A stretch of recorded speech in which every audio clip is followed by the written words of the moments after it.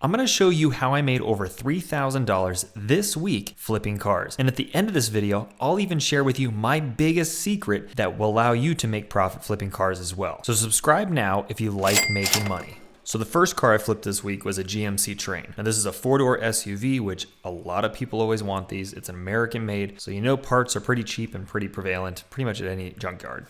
Now with a networking connection, I was able to pick up this car super cheap by getting it from a used car lot before they sent it off to auction. So building those connections is not actually that hard. I usually just stop by, kind of start talking to the owner or one of the salesmen, and then they become super interested in wholesaling some of the vehicles that they have because it saves them time and money. It's not hard to do, and like they always say, your network is your net worth. And then you don't have to worry about scrambling on Facebook or Craigslist or anywhere else trying to fight with other people trying to do the exact same thing. When you have the opportunity to buy a car in this situation, always bring your OBD scanner with you. It allows you to check to see if there's any error codes or faults on the engine.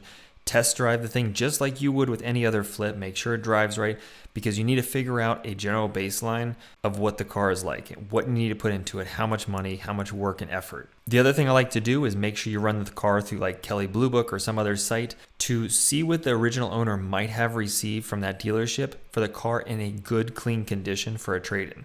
The trade-in value is always going to be less than the private party price. That trade-in gives you a baseline of where you're going to be at and how much you'll have to pay for it, and then deduct your expenses that you're going to have to spend to clean it up to give you the price that you're willing to pay. Never pay what you see on Kelley Blue Book. Obviously, you're still going to negotiate with that dealership for that price. You're essentially doing them a favor by buying the car before auction because they have to pay auction fees, they have to pay transport fees to the auction. All those things add up, so you do have wiggle room in whatever you see as that trade-in price. Always go lower.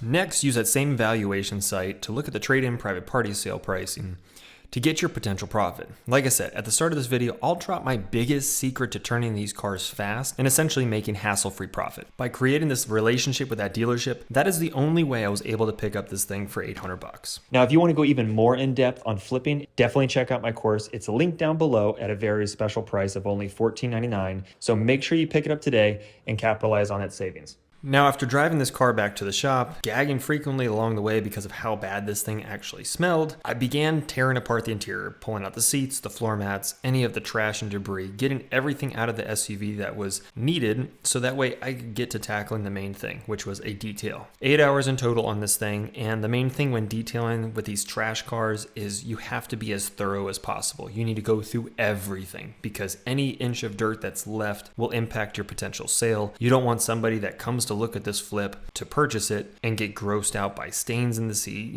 goo around the cup holders or shifter, all those things really have to be taken care of, cleaned up thoroughly so it looks as close to new as possible. Now for this GMC Terrain, the outside was not in bad shape. The paint did not have any rust. It wasn't contaminated, didn't have a ton of scratches on it. It wasn't dinged up. It wasn't missing half a bumper or a tail light or anything. All of those components are something to consider if you have that problem, but for this one I did not. And the reason why I didn't actually spend any time on the exterior in the video and the detail is because I didn't need it. And when you're flipping cars, you need to make sure you're spending your time as wisely as possible, but also spending the least amount as possible, right? You're trying to complete the flip, make as much money as you possibly can. So for this car, because it was not in bad condition, the paint wasn't perfect, so it wasn't scratch free, it had swirl marks from car washes, I chose to put it through the car wash. That made it the quickest and easiest way for me to make it look as nice as possible with the least amount of time. Now, if it was a higher end car that needed polishing work, that's a whole different story. And it just depends on the vehicle. You need to look at each vehicle as a blank sheet of paper, what needs to be done, what should be done, and make as much money as you can. So here's the cost breakdown for this GMC. Purchase price, $800, 7% sales tax in Ohio of $56, title and registration, another $100, and then for my actual cost of selling it, buying it, detailing it, anything that was put into it of a total of 8 hours, I give myself a mild wage, $200 in total for that. So my all-in cost was $1,156. I sold the car for $3,125, which gave me a profit of $1,994.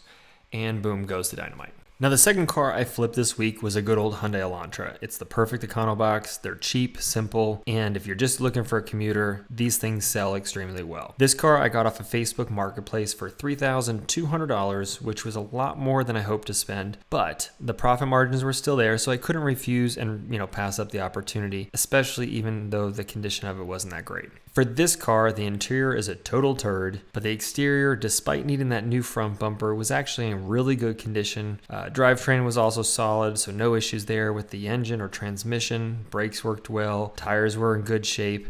And after meeting with the seller, negotiating the price, took it back to the shop and started ripping it apart to remove the herbal smells within, and along with some other smells that I really can't even describe. So one word of caution when flipping is to take in consideration the interior color of the fabric seats, the carpets, all those things come into play, especially with light colored fabrics. I try to shy away from those as much as I can because a black interior is much easier to clean, because when you're extracting, if you don't remove every ounce of dirt within the foam inches deep, even after drying, you're not going to see it. It's just you can't see it. But on tan or light colored fabrics, 4 hours might go by after it's been drying and those stains pull back up to the surface, and it sucks when you've spent all of this time doing a detail and you have to do it all over again. So it's the biggest buzzkill after putting in all that work. So I prefer darker colored interiors, but if you do have a good deal on one with lighter color, just keep that in mind when you're doing it. One thing I recommend, if it is new to you, is get a job at a dealership. You get to have the opportunity to talk to salesmen,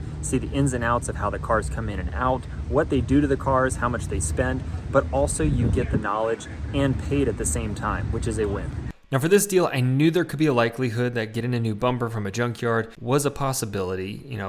You could try to sell it as is. Because I have a good connection with a couple places, I called and found out before purchasing it they had this bumper in this exact color in stock if I needed to come pick it up. Now, when it comes to parts, especially exterior panels for cars, white and silver are typically the highest production number for a model or for a specific car. So doing your due diligence up front, making sure that you have parts available for that car either on hand or there are some available at a junkyard, because you want to try to keep that cost down as much as possible when you're flipping. It's just any extra you spend is just hurting your profit in the end.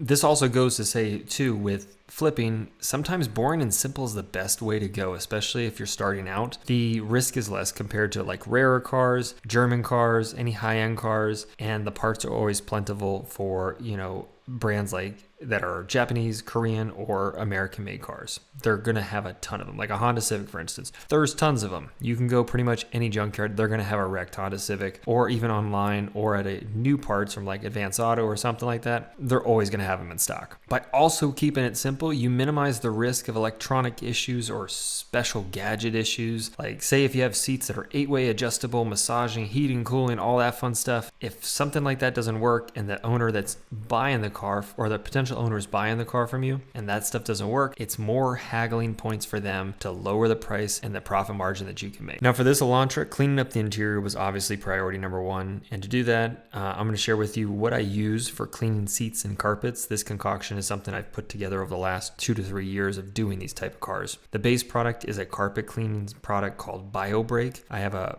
5-gallon pump sprayer that I put 2 scoops of that in, 1 scoop of OxyClean, and then just fill it with hot tap water. So mix all those up in that 5-gallon pump sprayer, and it's perfect for the hundreds of cars I've detailed. And once you spray it on the seats, you're going to use a bristle brush if you're scrubbing it by hand. But I do highly recommend a drill, a cordless drill with a drill brush. So a drill brush is just... Now for the exterior cleaning of cars such as this one, it just needs a solid wash. I always make sure the headlights are clear. They're not yellowed. They're not hazy. That is a big pain point when you look at a car if you walk up to it and it's yellowed headlights, because they're going to suck at night. So it's pretty easy to clean those up.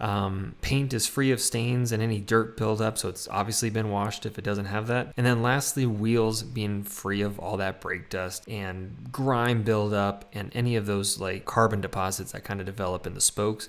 Good looking wheels and headlights can go a long way, especially with a visual appearance that the car's been taken care of. Now when it comes to cleaning those headlights, the best option and the quickest results, especially if you don't have a ton of tools and you're starting out, Cerakote makes a headlight restoration kit, and there's a couple other manufacturers that do as well. Everything's included in that box, and it makes it super super easy for you to clear your headlights. And then for the paint, always if you have like contaminants or if it feels rough like sandpaper when you rub your fingers across it, wash the car and then just pick up a clay bar kit and clay bar the surface and then apply a spray on wax. It's super simple, it's not complex, but those three things of washing, claying, and waxing will make the paint look a ton better than it was if you're not going to go through the whole process of paint correction, which a car like this, definitely don't recommend you spending the time because you're going to burn so many hours that is unnecessary for the price point. Now, if you do have a more expensive car at a higher price point and you want to polish the paint and ceramic coat it or do anything crazy, I have a video that just came out that explains that whole process step by step that you can follow along. So definitely check that out if you haven't already. I'll have a link down below as well. Now for this Hyundai Elantra, the cost breakdown goes down as such. The purchase price was $3,200. Sales tax on that of 7% was $224. Title and registration was $100. And then detailing and settling cost was a total of $75. So my all-in cost on this Elantra was $3,625. And I sold it for $4,800. So I made a profit of $1,175. Not bad. It should have been more because it was a higher price point vehicle. But like I said, this was probably one of the deals that I probably should not have done, but making $1,000 was still worth it. Now, because you made it this far in the video, you get to hear my biggest secret to flipping these cars and moving them fast. Now, like I mentioned with that GMC Terrain, I picked it up at a dealership before it went to auction, so I got a steal on it. You can kind of do the same thing. So I usually take, like this Elantra for instance, I took it to another dealership and I just traded it in for cash. By doing that, you're essentially wholesaling the car. And when you wholesale a car, there's a lot less paperwork, it moves faster, a dealership's just gonna give you a cash offer. And if the price makes sense and you're making the profit that you wanna make, you move it very, very fast. You don't have to worry about posting it anywhere. You don't have to worry about flaky buyers and the tons of messages you're going to get of people that just don't even show up or are just, spitballing numbers out that don't make sense. You can pretty much avoid all that. So your profit's less than private party, but if you go back to where I showed you on Kelley Blue Book, the trade-in value range gives you a good idea of what you'll get for it, and you can use that to judge what your profit margin is. Now, if you want to learn more about flipping more tips, I do have a full course that is linked down below that goes a lot more in depth. Definitely check it out, and I'll see you guys next time.